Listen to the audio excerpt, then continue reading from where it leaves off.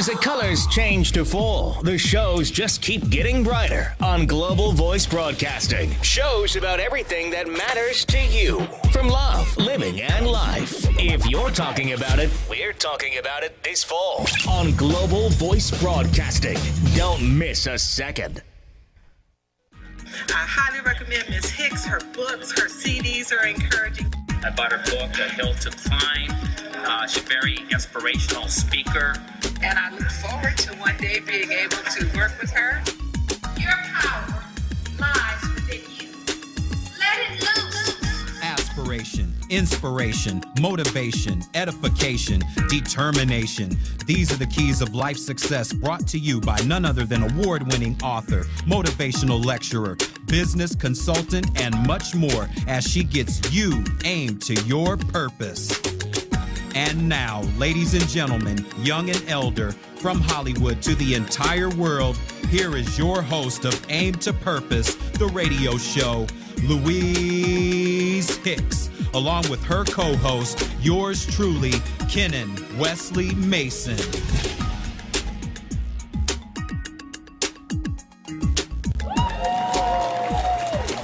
Hello, world. How's everybody doing today? We hope you all had a great weekend. We are great. We had a great weekend, and we are all looking forward to this show today. We have a great show for you today. We are Aim to Purpose, the radio show. I'm your host, Louise Hicks, along with my co-host, Kenan Wesley Mason, and Shamika Brown, our community and entertainment news. Yes. There we go. Yeah, so we've had a great weekend, and we hope you did too. And we have a special show for you today.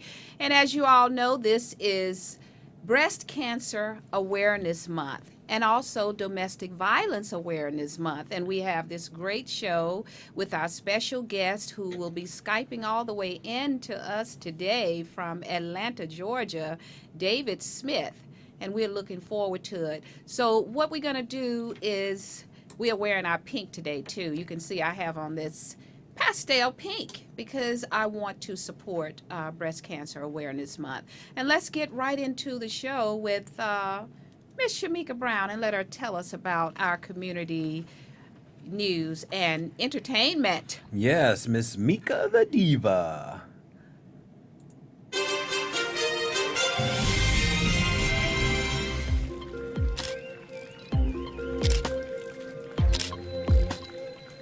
Hello, everyone. It is your girl, Mika the Diva, and I have some wonderful news for you today. We start off with our entertainment news. Let's get right into it with some box office numbers. We've got Gone Girl coming in again at the top three. Number one with 26.8 million. We have Dracula Untold with 23.457 million. Alexander the Terrible with 19.1 million. And Annabelle, that's the new horror flick, with 16.365 million. And then we have The Judge with 13.330 million, and The Equalizer bumps down to number 6 spot at 9 million. We won't have any international numbers for today, but tune in next week and we'll be sure to provide those to you. I did want to get into an honorable mention, and that is the new film Addicted. It was actually released on October 10th from Lionsgate and Cold Black Films. Addicted is a sexy and provocative thriller about desire and the dangers of indiscretion. This film was directed by Billy Woodruff, and it's based on the bestseller novel by Zane. And I'm hearing this movie is hot, you guys. It stars Sharon Leal, Boris Kojo, Tasha Smith, Tyson Beckford, and William Levy. Also, a special shout out to my girl Keisha Richardson of K Rich Casting, who worked on the film, helping cast these super talented actors in the film. Addicted is in theaters now. Head over to fandango.com and see where it's playing in your city. Okay, so for some some upcoming releases. On October 17th, we have The Best of Me. This is a romance drama starring James Marsden and Michelle Monaghan. Number 2, The Book of Life, animation adventure film starring Diego Luna and Zoe Saldana. And Fury, this is the new war crime drama starring Brad Pitt and Shia LaBeouf. So all really good films that are either already out or coming out this weekend. So you guys have some movies to go see, and we definitely want to hear your feedback. So tweet us at Aim to Purpose on Twitter for that. We're going to get into music now. Billboard Hot 100. Right now, it looks like the women are reigning this week on the Billboard charts. Most popular current songs across all genres and ranked by radio airplay and Nielsen SoundScan. Number 1, Meghan Trainor with All About That Bass. All About That Bass. I like that song. Yeah, I've heard that. Yeah, it's a really cool tune, huh? And Taylor Swift with Shake It Off coming in at number 2. Black Widow, Iggy Azalea featuring Rita Ora. And Bang Bang featuring Jessie J featuring Ariana Grande and Nicki Minaj. And then number 5 with Nicki Minaj, Anaconda. So yeah, the women are doing their thing this weekend. I mean, this weekend, obviously the numbers, they've been kind of running the charts for a minute now. So it's nice to see the women are doing their thing. So. Oh, yeah. Don't we always do our thing? That's right. That's right. Yeah. Okay. Go ahead. No, go ahead. So listen, upcoming events in Hollywood, and this is definitely for the industry insiders. Billboard Film and TV Music Conference is coming up on Wednesday and Thursday, November 5th and 6th, at the Globe Theater inside of Universal Studios Hollywood. Host hotel is the Sheraton Universal, and room blocks are now available.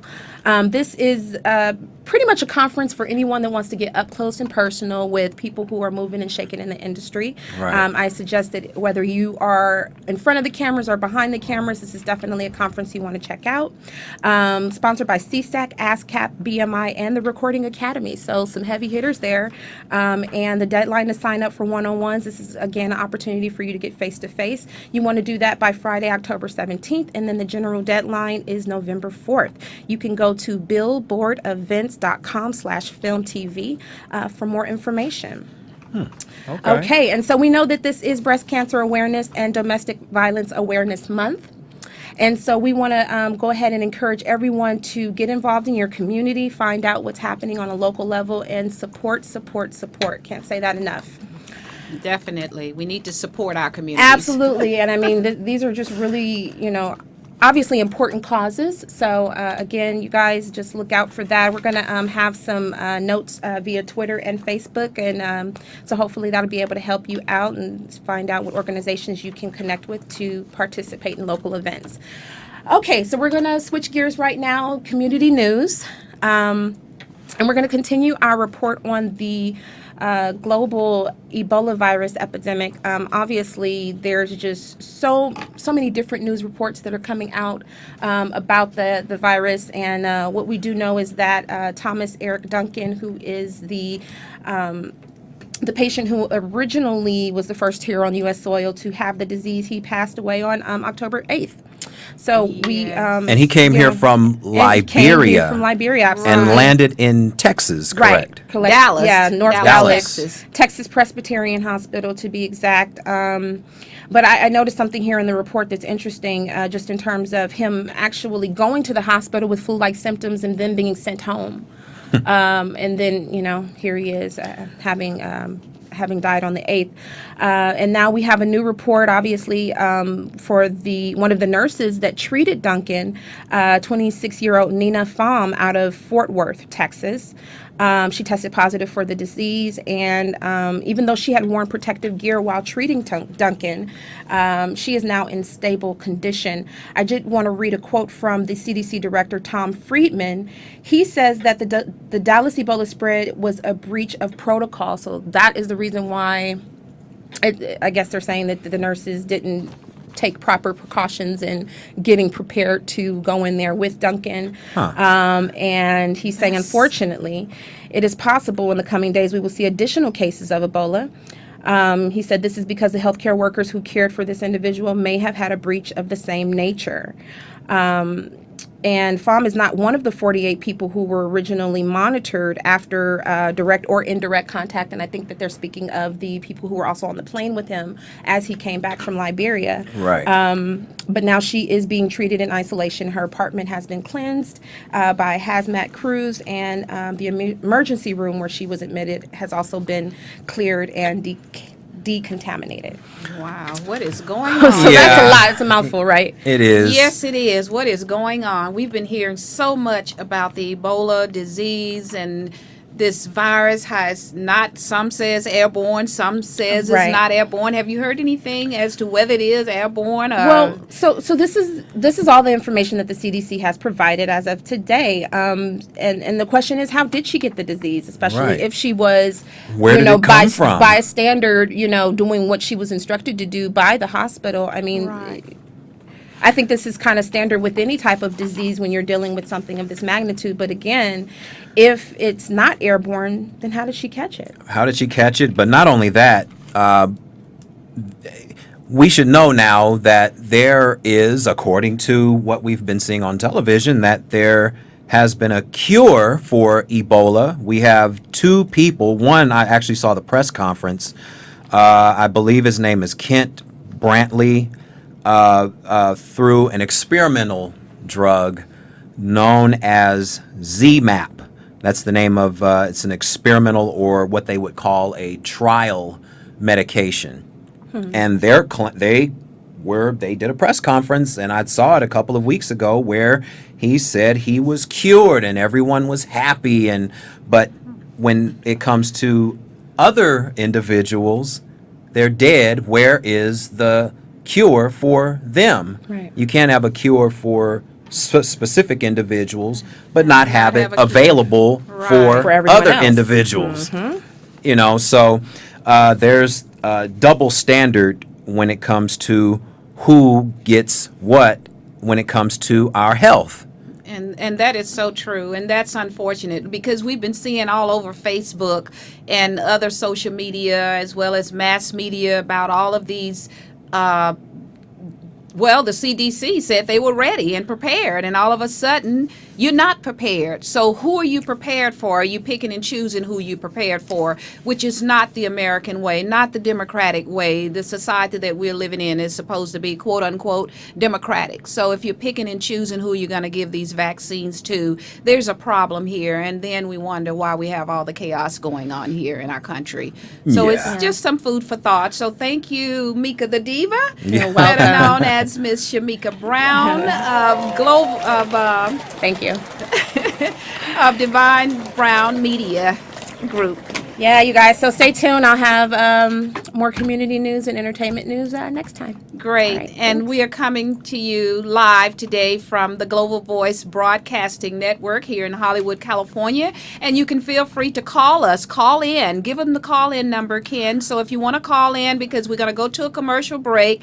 And then when we come back, we're going to introduce you to our special guest. And we will share something about Small Business Monday. So get a pen, paper. Here's the call-in number, Ken. Yeah, We'll the call share that in. with you. The call in number, as usual, is area code 323-522-5482. Once again, from anywhere around the world, 1-323-522-5482, and we will be right back with our special guest, and his name is David Sean Smith, and we'll be right back. Stay tuned.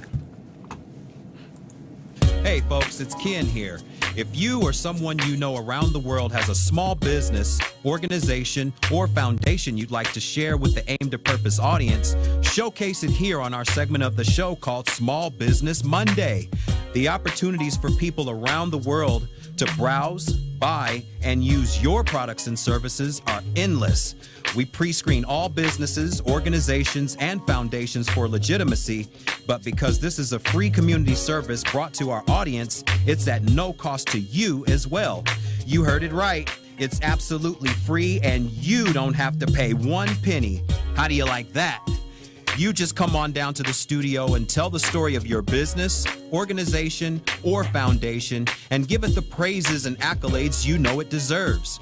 If you're in another part of the state or country, or if you're in another part of the world, you can easily call in or Skype in and do the same. So what are you waiting for? Contact the show's publicist, Shamika Brown, at www.divinebrownmedia.com. She can also be contacted at 1-818-533-8463. Or contact Louise Hicks at www.louisehicks.biz. She can also be contacted at 1-562-310-1495. Allow yourself to be seen by the global masses and allow your business to shine and grow because of the global masses. It's Small Business Monday, courtesy of Aim to Purpose, the radio show.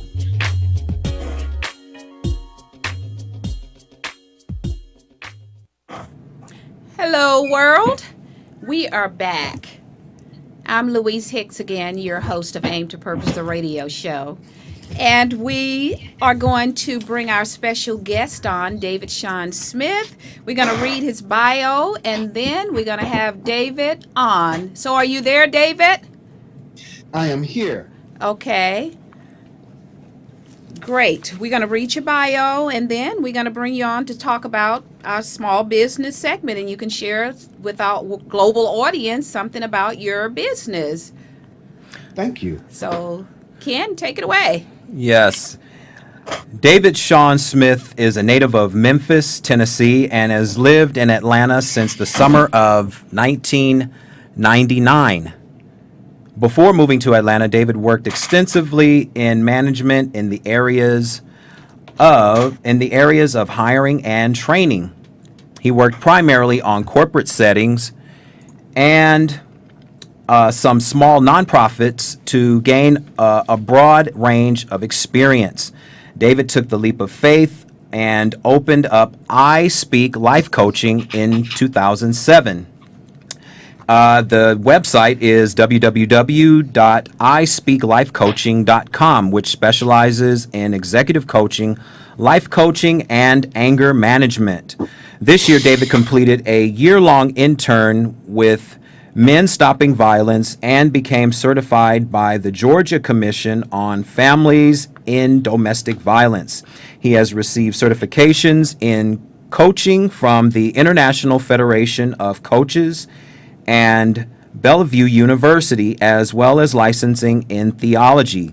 He is also certified as an anger management specialist in all 50 states. So we'd like to introduce our special guest for today, David Sean Smith. David. Hi, David. Are you there? David? Well, hello there, Louise and Shamika and Ken. Thank you for Hello. having me. We seem to have been having a little bit of technical difficulty in the background there, so hopefully it's cleared up and we can hear you. Can you hear us good? I can hear you very well. It's like you're in my living room. Okay. Well, we had a little bit of technical difficulty in the background when Ken was reading your bio, and we'd like to apologize to our audience for the noise in the background. I don't know where that was coming from, but it seems to have cleared up now. So I think we're okay to move forward. So tell us about your business. We have this segment, as we had in the commercial break, Small Business Monday, and we want you to share with us because you have kind of a twofold destiny today. You are our special guest for domestic violence in America. So first, let's talk about your business. Well, thank you. I Speak Life Coaching is really, to me, a very specialized business, boutique business. We specialize in executive coaching, anger management, also personalized life coaching. So it's kind of three tiers that I kind of juggle. The executive coaching, we actually look at leadership development, and that's really specializes in communication skills, interpersonal relationships, also conflict resolution, and then also succession planning for executives. So oftentimes corporations, civic organizations, and nonprofits will send either their CEOs who are about to retire and need planning. I will help them with that, or middle management, and they're getting ready to groom them for upper management. and I can help them move them in that direction as well. And in that particular vein, when I'm dealing with leadership development, executive coaching, I use a 360 feedback survey, meaning that I go in within the organizations, interview direct reports, employees, team members, about the subject. That's the person who I've been working directly with. And they give me feedback in terms of how they are in terms of their leadership, how they are in terms of communication, how is the culture of the company, what's the climate in which they work in. All these details, it gives me this kind of profile, basically, and also gives me insider knowledge in terms of how the organization is run on a day-to-day basis. And I take that information, present it to the person who I'm actually working with, and then from there we set goals and plans moving forward. So that's the executive coaching piece that actually that I really enjoy doing. So that's the executive coaching lens. In the life coaching end, it's more personal.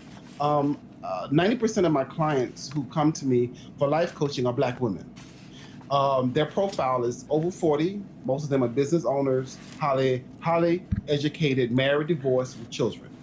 So oftentimes they come to me with relationships, issues around intimacy or trust or building a relationship or how to come out of a divorce, all those kinds of things around relationships. And they may also, in that, we look at spirituality, we look at health and wellness, which is a critical component for the overall optimum health. So this is where the life coaching piece comes in. And then I do some specialized program for them as well.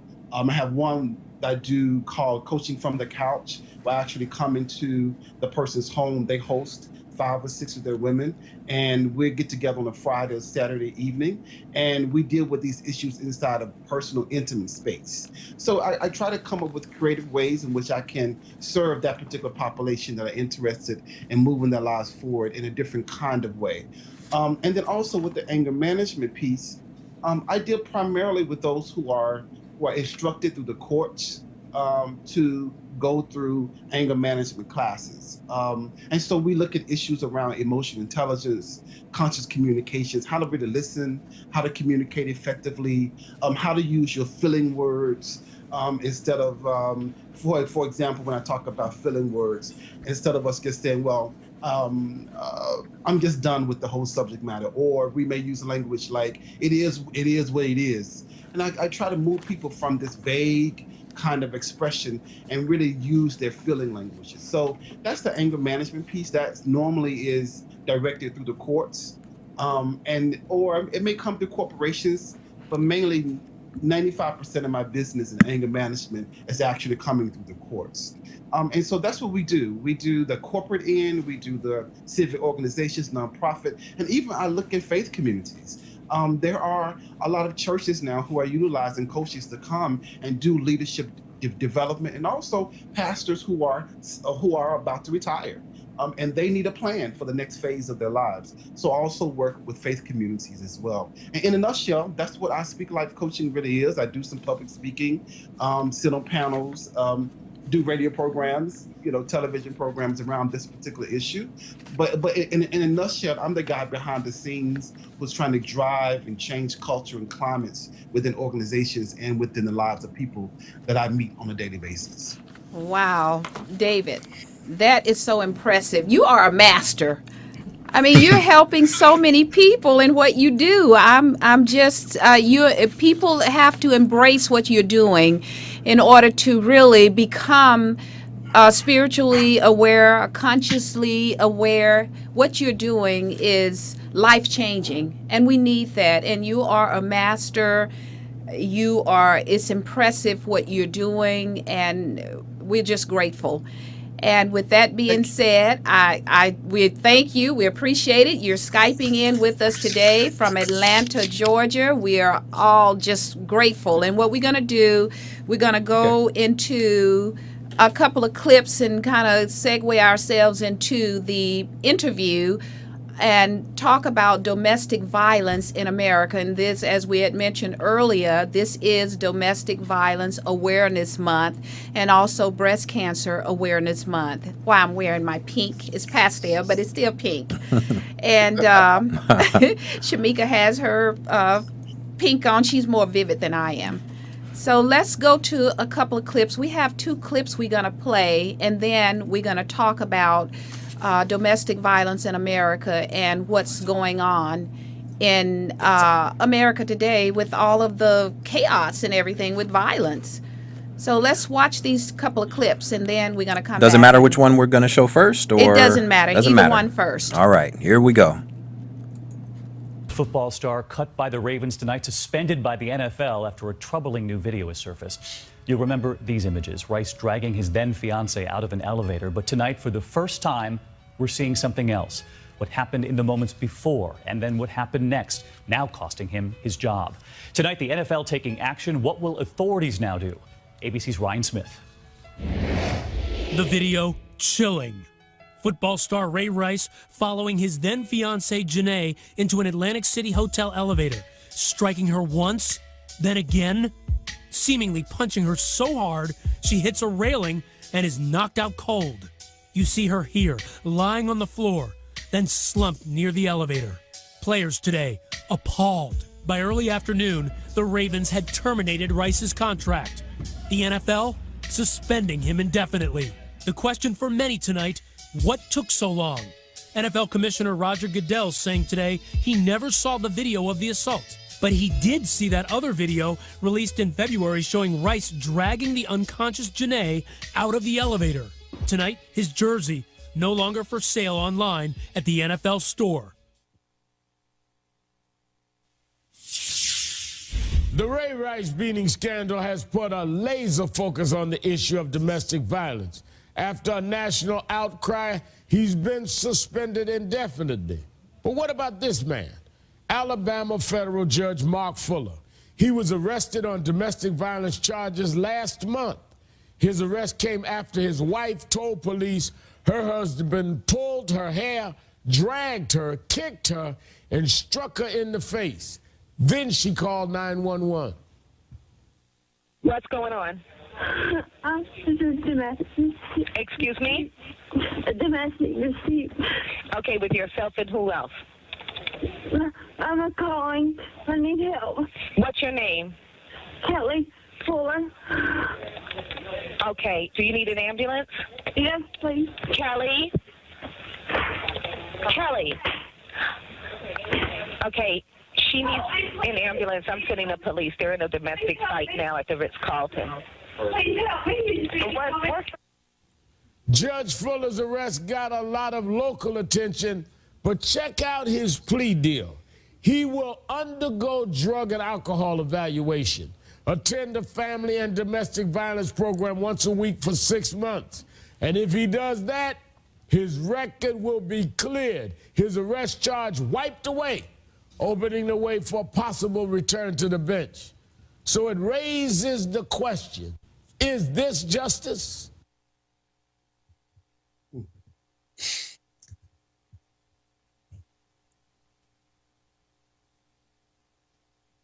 And then we wonder why we have so many human relation race issues in America. When we see videos like this, what is going on in America? And you being a black man, David, and I have 2 black sons, I'm just blown away, and it's disturbing when we see here's a judge that's that allegedly, based on the 911 call, he's beating his wife. And from what I read, I did some research and found out this judge allegedly, this is not his first marriage. The first marriage had to do with domestic violence as well. And this judge is still on the bench, appointed by President Bush. So what is going on here? And why is it something with black men being targeted here? And if so, why? Can you shed some light on this, David, for us? I'm going to try to unpack this as much as possible, just a little bit of it. Please do. Well, first of all of those images around Judge Kelly and Ray Rice are disturbing. Yes. No doubt about it. They are a wake-up call for the consciousness of America around the way we look at intimate partner violence. That's a word we normally do not hear in the daily lexicon of media. we don't hear those words of intimate partner violence. Right. Right. So for us to even look at putting violence in the context of intimacy is challenging. Right. Right. And so let's kind of let's give some definitions in terms of what is domestic violence. Let's do that Yes, first. let's do that. Okay, so domestic violence, in accordance to the National Domestic Violence Organization, they define it as the willful intimidation, physical assault, battery, sexual assault, and or other abusive behavior perpetrated by an intimate partner against another. It's willful, it's physical, it's battery, it's sexual, it's intimidation, and it's abusive behavior to another person in an intimate setting. And so with that being said, when we look at domestic violence, we have to look at the intersectionality of it as well. We got to consider race, we got to consider class, we got to consider gender, we have to consider orientation.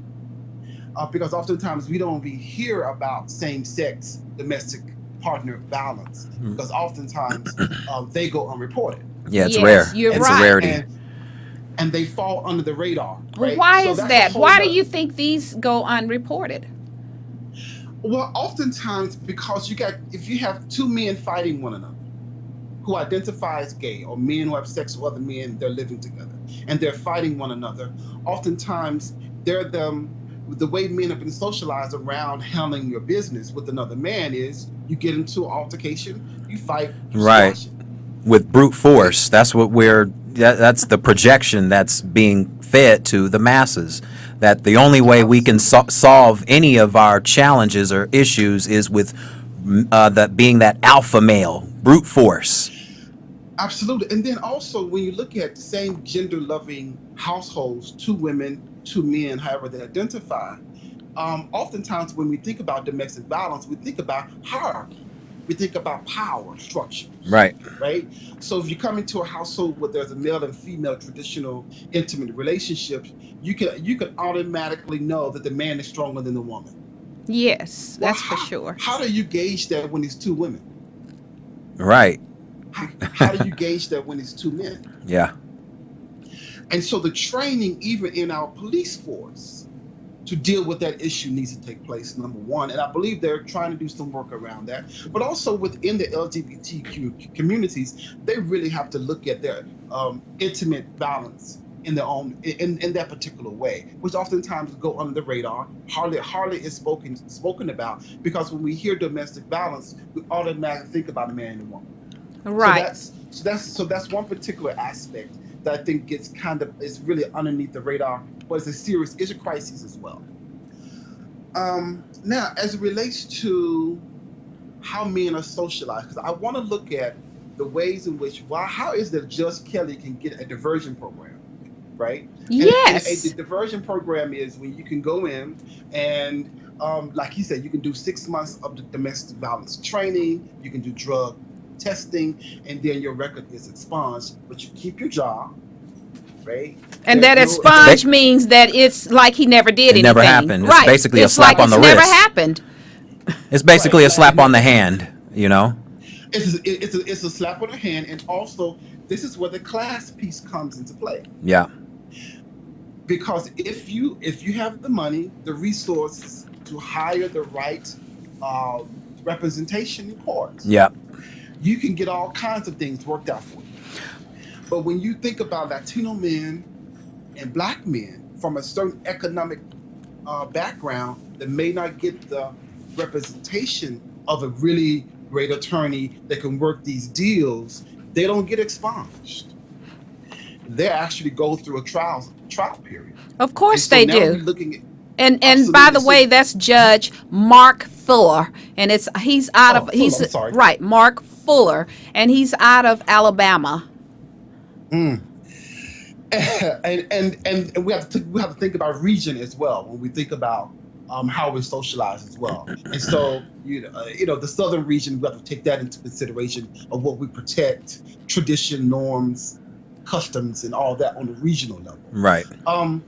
But as we think about the ways in which we as how does violence show up? Where does it come from? Why are we dealing with it? Oftentimes, our first form of violence is primal. It's inside the home. It's the first place where we actually learn about violence. That's right. It's in the home. Well, So if that's the case, David, why is it Yes. that our mass media, for an example, you being a black man, Okay. my son being a black man, these two, Yes. you two are here today with us. But we have Yes. this mass media profiling this Ray Rice case. I've seen it. I'm saturated with it. I've seen it, and that's not to say that we shouldn't be shedding the light on domestic violence and what is going on. But why are you saturating the media with just the black men and what they're doing, whereas domestic violence has no color as far as our ethnic group, and as you said, gender as well? So why? Tell us what is going on with the conditioning and socialization in our country where this judge, Mark Fuller, who is giving out sentences to other people, and he's overseeing other people's lives here. Ray Rice is playing football, but he's not overseeing anybody. So why is the law different? What is going on with our political and justice system here in America? And we're talking about chaos in our country when it appears that nobody is looking at the real global picture here. We do have a problem with mass incarceration. Let's just really put that out there. That the images of black males in this country is we are violent, we're brute, we are loud, we have to be controlled, tamed, given structure in order for us to have a decent life. That's the popular narrative that we can turn on our 5 o'clock news, local news, and we can see that played out, right? Images of black men committing crimes, images of black men and not being great fathers, or whatever it may be. You can find that prime time in any city of America. And that image is it's been played out now for decades. The image of black men, as you've just described it, this is nothing new. It's just, it continues to be perpetuated where the images of black men, it keeps people in fear, it keeps people separated, and when it comes to domestic violence, the first people, when you mention it, usually it has to do with black men. It's almost like the stereotypical tattoo that's on our consciousness. Yeah, you're right. You're absolutely right. There is, we have to look at the carceral states. We have to look at why states are so invested in prisons, mass incarceration that's connected to that. We have to look at from the school to prison pipeline. All of that is connected to why this image of Ray Rice resonated so with America. Now, I want to say that as we begin to look at why the media has pinpointed Ray Rice, but did not do anything. We didn't have the same kind of outcry when the Pittsburgh Steelers quarterback, Roethlisberger's, right here in in Georgia, and several women came forward around sexual assault. Yeah. And he got a little bit of playtime in terms of media coverage. It went away. And he's back on the field. Right. And he's still making money, and he's still selling his jerseys, and he's still celebrated, right? So we have to look at that there is an injustice in terms of whose image are we protecting, and whose image do we need to sound the alarm. And historically, the black male body, the black male image has always been the way in which America has been able to sound the alarm. And let me add another piece to that. Not only do we have Ray Rice, but we have his fiance. So we have her in this mix right now. Right. A black man with a black woman, and you know America how they feel about black women. Right. Yes. So so we don't even value black women's bodies, black women's health, black women's mental health, none of that. So when the commissioner said that everybody was appalled when they saw what happened inside the the elevator, but nobody was appalled when he was dragging her through the casino. Right. Because black women's bodies historically have not been valued. That's so true. And being a black female, I can speak to that because I've been profiled too, as we've had shows about that, and we're going to have another one coming up next month. But you're so right.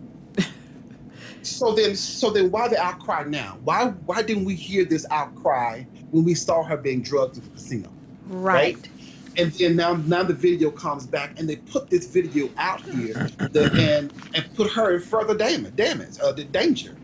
We have to realize that when that video from inside the elevator, it caused more harm in her relationship because she's with that man. These images are out there. We don't know what she was enduring at that particular time.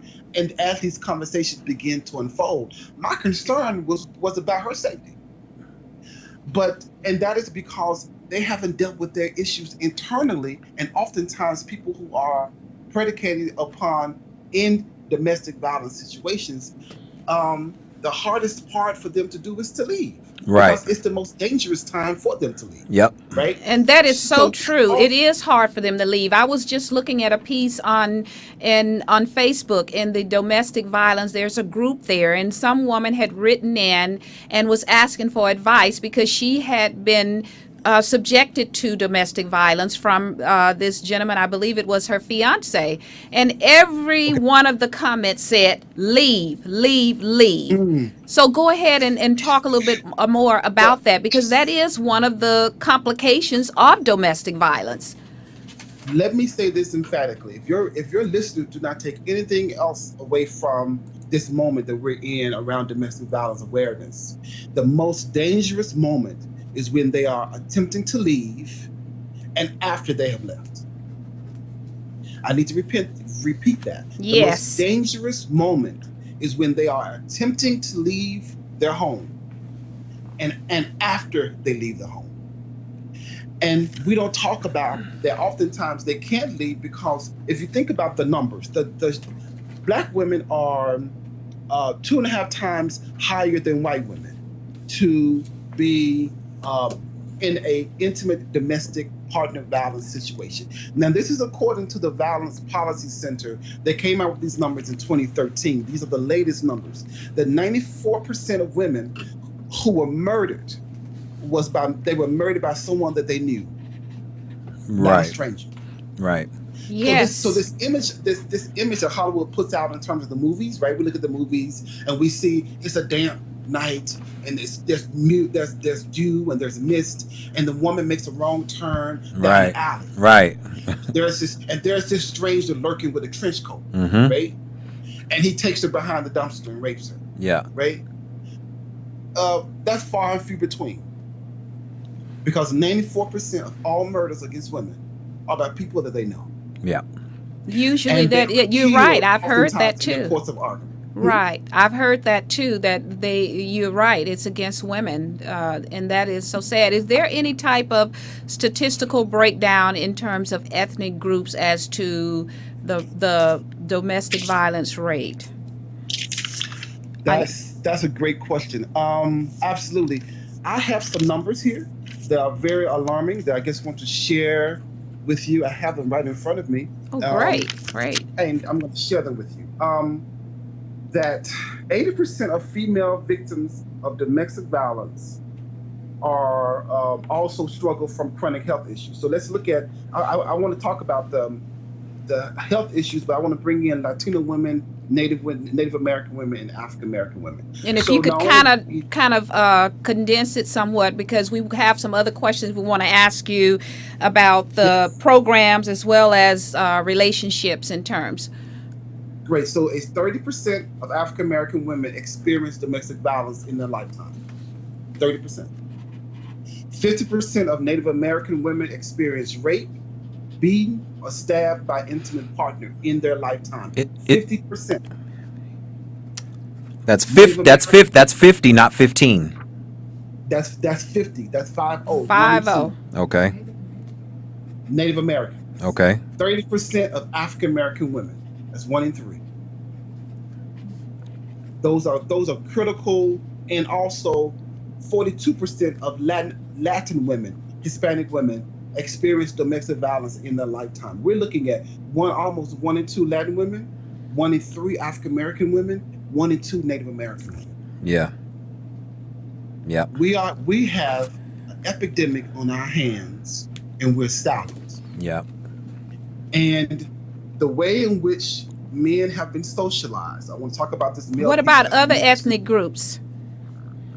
I just have some numbers because I want to look at Native American women, African American women, and Latino women. But overall, it's 1 in 4 women in their lifetime, including all ethnic groups, would experience domestic violence of some sort in their lifetime.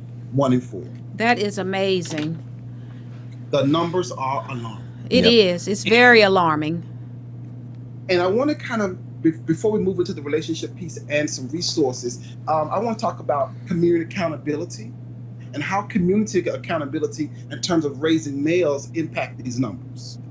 So we have the male and the individuals. We are we're going to look at family of origin, right?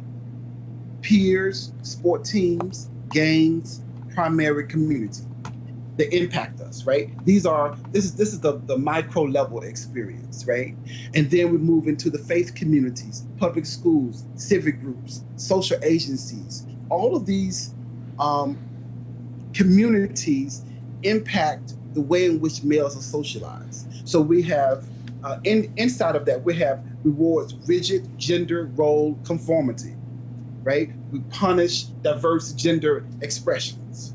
We nurture these things in this incubator, right? We train males to be destructive in our masculinity. If you go into... When you say that, what do you mean? We train males to be destructive? We train males from a very early age to be warlike. Okay. It's the alpha male. If you go into Toys R Us and go down the aisle that's dedicated to boys, is you like walking into Iran and Iraq. Everything is fatigued. Everything is gun oriented. Everything is about domination. Yep. Just take a look. You're not buying anything. Just walk in as an observer to really see what messages we push early. So we start this grooming of destruction around masculinity very early, and it starts with play. How boys are trained to play is through the area of domination, which plays out into our primary intimate relationships. Now, that's the faith community, that's the family of origin. Then we haven't even got into government, corporation, mass media. We're looking at the laws that are on the books. Then we have to look at the global community in terms of how men are socialized, patriarchy, and how we're colonized in this realm of what it means to be a male here in America. It's loaded. I can't even unpack that. Well, we're going to have you back to unpack it, because this is something that, based on these statistics that you're giving us, this is really a crisis among the other crises that we have in America. This is definitely a crisis, and it's not just a black and white issue as we see here. However, mass media that you just mentioned make it appear to be basically a black issue, when it's really not. It's not a black and white issue. This is a human issue. And until we get our justice, political, judicial system to come in, and we as the masses stop being delusional, illusional, and I say this, can't say this enough, confused, misunderstood, and devouring each other, and start making these government officials accountable, because they're not being accountable to what's going on here. And it's hard to get government officials to be accountable when they buy into male patriarchy. Yes. When they buy into the system of patriarchy that men should be in control, dominant, we run the business, we run the homes, all that language around patriarchy, if that permeates even in the government and in the ways in which we begin to shape laws. Now, women have done a great job. The feminist movement did a great job in bringing domestic violence into the home in terms of laws.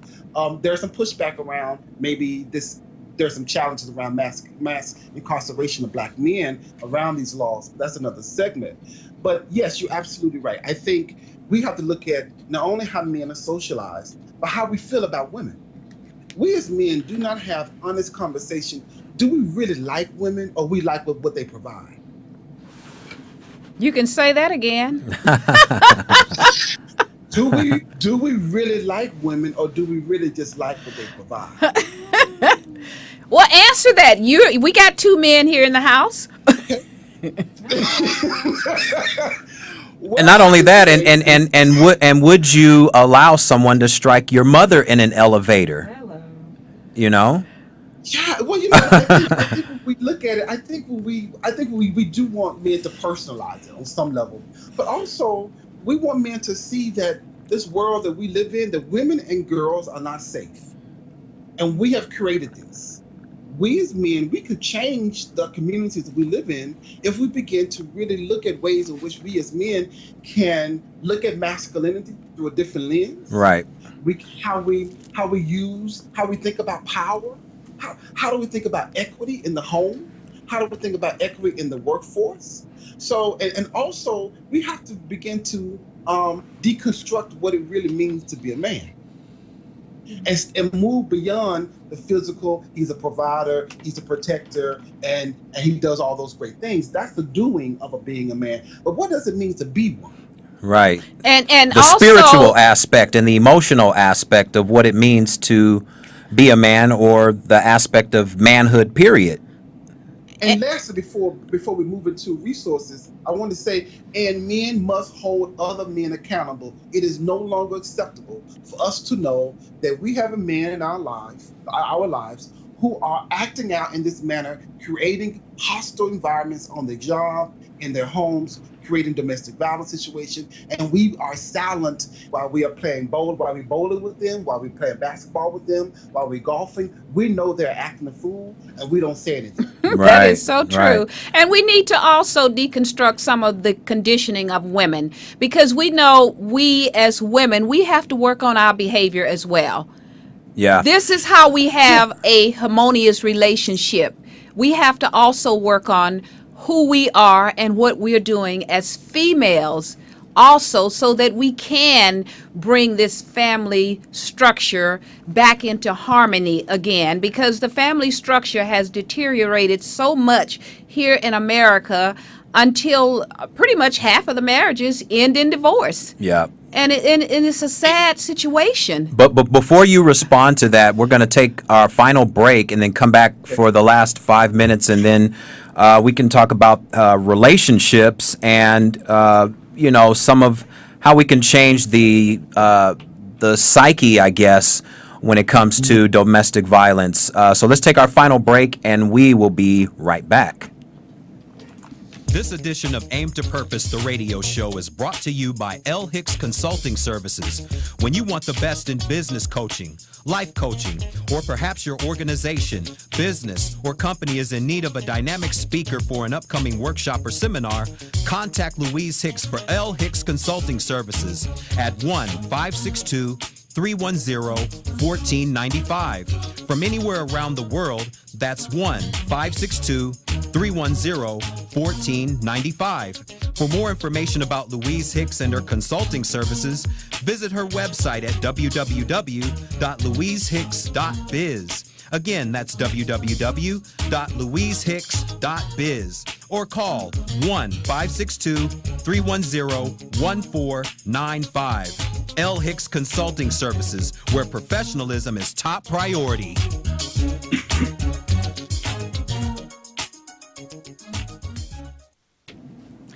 We're back, and we're having a very informative, educational, dynamic show today, Domestic Violence in America, with our special guest who has Skyped in from Atlanta, Georgia, David Sean Smith. And just before we went to the break, we were talking about some very important dynamics in terms of relationships and how we are conditioned within the society, and how men need to start, I guess, in other words, stepping up to the plate and hold other men accountable.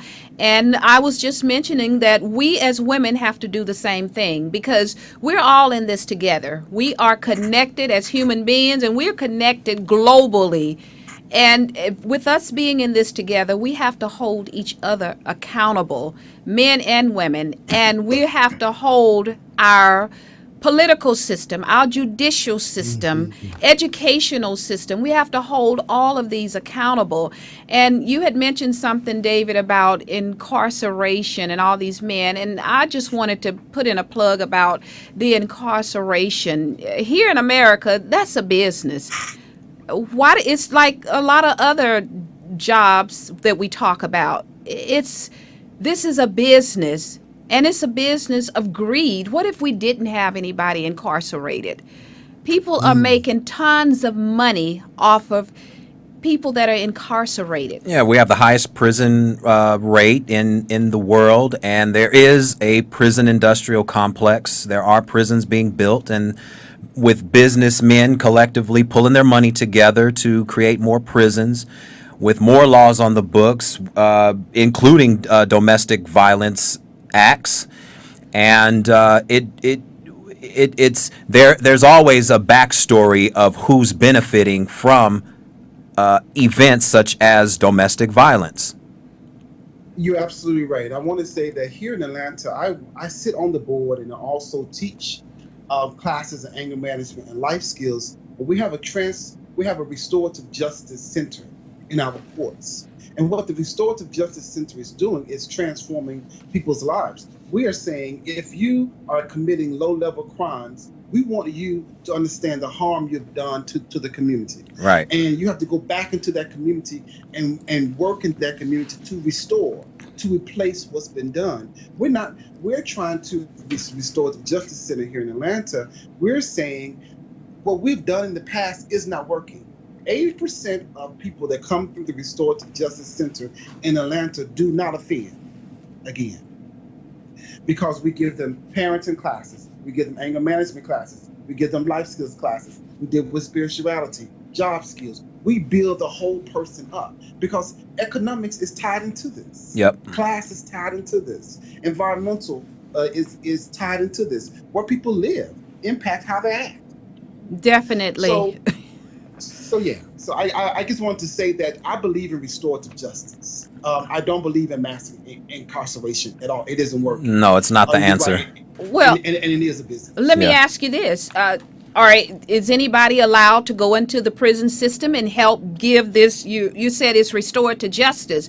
Are you allowed to go into the prison system and restore to justice with these incarcerated people, so when they come out, they can be ready? Or is it our system is not geared toward helping these people to become rehabilitated by going in there, teaching them these same life skills that you're teaching to the exterior? Why can't it be taught in the interior? And is it being done? Are you able to use this program, Restored to Justice, to go into the system? Because when these people come out, if they're not learning something inside about what you're teaching, they're going to be repeaters. And that's why the prison system continues to be an ongoing, and we're building more and more, just like we're doing juvenile systems. And can you answer that in probably 60 seconds, because we are definitely running out of time? Okay, well, great. We're doing both, and we're actually working through the court system, those who come to court with low-level crimes before they're sent to jail. So we work with them so they never see the sight of a cell. They see the sight of a classroom, not a cell. Then we also work with those who are behind the prison doors, because we do know they do come home. And lastly, as we tie up, I want to give out some numbers, resources for people who are listening to this program. The National Domestic Violence Hotline, that number is 1-800-799-SAFE. That's 1-800-799-SAFE. The National Sexual Assault Hotline is 1-800-656-4673. That's 1-800-656-4673. You are not alone. There are resources for you, and we want to be able to serve you in a way that's going to bring you peace and love and harmony. Yeah. The women or men that are abused, because there are men as well that are quote victims of domestic violence as well from women, which is another subject that is rarely talked about. And you're right. Men are experiencing violence in all sorts of ways, and they can call this line, even sexual violence. Yep. in their dating experience. There are men who are experiencing unwanted touch. Yeah. They're thinking, oh, this person is just aggressive, but it really is a violation. Yeah. So I encourage them to call as well. And that is so true, because just briefly, I was looking at a YouTube video the other day, and they showed a contrast here. This man started choking and really abusing this woman. And this was something to show the difference. And then all of a sudden, it was reversed roles where the woman was abusing the man. And there were spectators on looking. As long as it was the opposite with the woman, the man abusing the woman, nobody even hardly raised an eyebrow. But when it was the reverse and the woman started abusing the man, it was totally different. We do have a double standard. I want to say that women are not exempt from this violent culture that we're in. We are beginning to see that women are fighting. It's intra-gender for women. They're fighting one another at alarming rates. The reason I know this, because they come through the Restorative Justice Program. 90% of the women that come through the Restorative Justice Program have been in fights with other women. Yep. So we're beginning to see that violence among women is at an alarming rate. We don't have to talk about what's happening with visual images of reality shows and what's happening with viral videos of people fighting in their backyards. Yeah, and I've always talked about that aspect of things. We have to wrap things up here, but David, we want to thank you for David. Before that, give us your information, how to reach you. I know you have here that you're certified in all 50 states. So in that case, and as an anger management specialist, so how would one reach you and your website if they want to? Because I can see, like I said from the beginning after reading your bio, you are a master, and you have given us so much information here today to help women and men who are victims of domestic violence to do better and to live better and to consciously be aware of some of the things that are going on and how to get help. So how can one get a hold of you through your website and so forth, the information? Thank you so much. It's at ispeaklifecoaching.com is my website. That's ispeaklifecoaching.com. You can also find I Speak Life Coaching on YouTube, and then also you can go on there and get my personal number and sign up for my weekly white page that I send out to people who sign up. You get all kinds of great information. Right now we're looking at a 5-week series for free for those who sign up, and we're doing how to unleash the fire within. 5 weeks of me teaching you how to do that via video.